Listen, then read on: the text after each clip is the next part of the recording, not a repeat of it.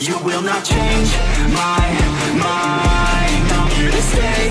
I'll grind. I'll be the best all time. So as you guys can see, it's 3:36 a.m. Monday, November 5th. I woke up at about 2 a.m. I was just like super thirsty, so I got up. Pretty much just chugged a Yeti full of water, so I don't know, I'm doing alright now. Tried going back to bed and I don't know, I couldn't fall asleep, so you know, here I am. And I don't have class till about 9, so I'm gonna get a workout in, you know, hopefully get some filming done and see what I can't do with that. Before my pre-workout, I'm gonna take about half a scoop of the Bucked Up Lit AF Gym and Juice and 6-point creatine.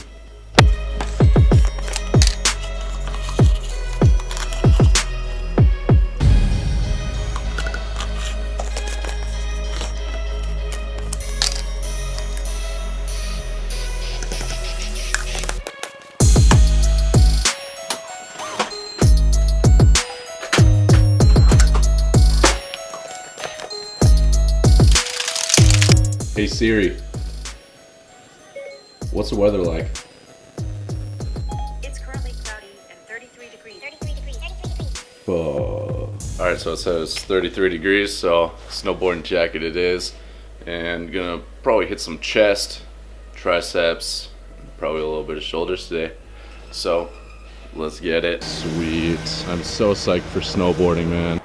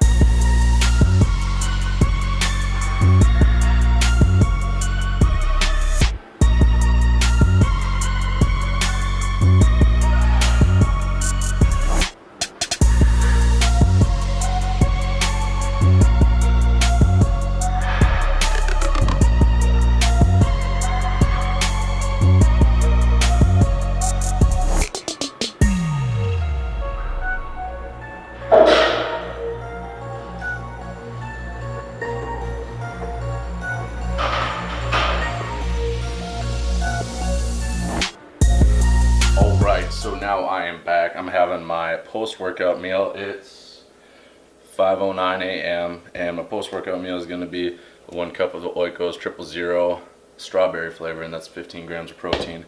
I got a single serving packet of the Quaker maple and brown sugar oatmeal, and that does have the 12 grams of sugars, so that's going to be like a quicker acting or quicker digesting carbohydrates. And then, so that's what it looks like without milk. I ran out of milk, so I just had to use water. And then I got a protein shake, and that's going to be about another 25 grams of protein, so altogether 40 grams of protein. So we got 32 grams of carbs for total in the oatmeal, and then 3 grams of carbs for the protein shake, so altogether 35 grams of carbohydrates and 40 grams of protein, and that should be a solid post-workout. I could have a little bit more carbohydrates, maybe with like a protein bar or something like that, but this will be enough to satisfy me for now, and I'll probably have another meal probably about 7:38 or so. I'm gonna go shower after I numb this down, so see you in a bit. Whoa. Alright, so now it is Tuesday, November 6th, 7:53 p.m. So I'm going to be breaking down hypertrophy training for you guys, like through the different variables, and I got a few general tips. So we're going to start off with the intensity, and that's the weight, and it goes off a percentage of your 1 rep maximum, usually off of like more compound and, you know, main focus movements. So for hypertrophy, you're going to be looking at 75 to 85% intensity, and that's based off your 1 rep max again. And that leads me to my next point, 6 to 12 reps. So obviously if you're going like up to 85% intensity, pretty much going to have to keep the reps a little bit lower because it's going to be harder. Now with the speed of the movements, that is going to be a 2-0-2 tempo, 2-second concentric movement, 0-second hold, and a 2-second eccentric movement. Now in between the sets, that's going to be a 0 to 60 second rest, really low rest, say like 0 to 20 seconds. You're probably doing something more of like a circuit style workout or supersets, compound sets, and you know that kind of deals a lot more with if you're doing like a lighter weight, maybe you're even doing some like almost endurance work with some heavier weights. I don't know, maybe even CrossFit does this. I don't know, I'm not a CrossFitter. So when you're hitting like the 30 to 45, maybe even 60 seconds of rest, you're probably hitting the 80 to 85% intensity. Maybe you're banging out like 12 reps, maybe even like 14 or 15. Now 3 to 5 sets per exercise. That one's pretty self-explanatory. I mean, you're doing the same exercise for the same reps. 3 to 5 exercises per body part, and that's going to include 3 to 5 sets in 3 to 5 exercises. To be honest, I pretty much just base all my variables off of how I'm feeling that day, kind of like how much sleep I've got, how much energy is rolling through me, if I'm like feeling aggressive, if I'm just like, if it's just kind of a day at the gym, you know, carbs, protein, just kind of like how you're feeling, and you can really trust that feeling, but you still want to push yourself pretty hard when you're trying to gain the lean muscle mass. And now lastly, how often should you train the body parts that you are training? And science says 2 to 6 times per week. So when you're at like the 2 or 3 times per week hitting that body part, then you're probably doing maybe a higher volume workout, or you're going really heavy. And then when you're up in the areas of like 5 or 6 times per week, you're probably doing like full body workouts, and you don't have quite the volume or the intensity with the weights that say somebody training that body part 2 or 3 times per week would have. But really, like, the bottom line is whatever you are feeling and you see that you are gaining muscle, maybe you're gaining weight even, then it's probably going to work out for you until it starts not working out. When your strength gains start slowing down, and you know, maybe you're hitting a plateau, you're not getting any stronger, you're not gaining any more weight, then it's time to switch things up. But to kind of combat that and prevent it all, you can switch up your variables every like 3 to 4 weeks, and that's a pretty good time frame for your body to like not get adjusted to your training program, and pretty much a surefire way to avoid hitting any plateau. But for some general tips now. The first one, eat. I'm telling you, like, really eat. It's obviously best to follow macros if you're like die hard on getting to, like, say you have like a really specific goal in mind, which is actually the best way to reach a goal is by making it super specific. So when you quantize really everything with numbers, then you know it just comes down to a numbers game whether you're making progress or not. And it's, you know, obviously the easiest way to measure your progress towards your goal. For bulking, you really don't need to follow certain macros to a T. And honestly, if you search and you compare like different calculators online, it's going to be different macros. But if you start with like 55% of your total daily caloric intake with carbohydrates and say 30% of your total daily caloric intake through protein, or 1 gram of protein per day, even, that's like a really good point to start with. And then, you know, the rest can be fat. Oh man, fat is inevitable when you're gaining the lean muscle mass. You're going to put on fat, subcutaneous or visceral. I think that's how you say it, visceral, something like that, visceral fat. And just don't be worried, because if you're trying to put on muscle, then you're going to be putting on the weight. If you are serious, like super serious, then that's when you can like follow macros, you know, eat like, I don't know, chicken breast and rice and broccoli 24/7 for, I don't know, 20 years on end. I'm personally not about to do that, man. I like my pizza and ice cream and chips. I'm making sure to get my calories. So like I said earlier, every 3 to 4 weeks, switch up your variables, whether that be the rest, the weight, sets, frequency, intensity, hell, even like modalities. So like if you get tired of using dumbbells, you can switch it up with kettlebells. The center of mass is away from your grip. Now also, push hard. Like really hard. Even if you don't feel like going to the gym, slam some pre-workout. I don't know, take a shot of espresso or an extra espresso with your coffee from Starbucks, and just get out there and push yourself. You know, I try to make sure when I'm leaving the gym that I completely feel like I should not do anymore. Like I push myself as hard as I should, and I am going to make some gains through the variables, especially the weight and rest and reps. You're not asking your muscles to grow. Like, hey, I'm sick of you not being where I want you to be, and whether you like it or not, I'm gonna mess you up until you get there. Seriously, like that's what you gotta do. You gotta make them grow. You're going to mess your muscles up until they get to where you want them to be, and that's kind of what it takes.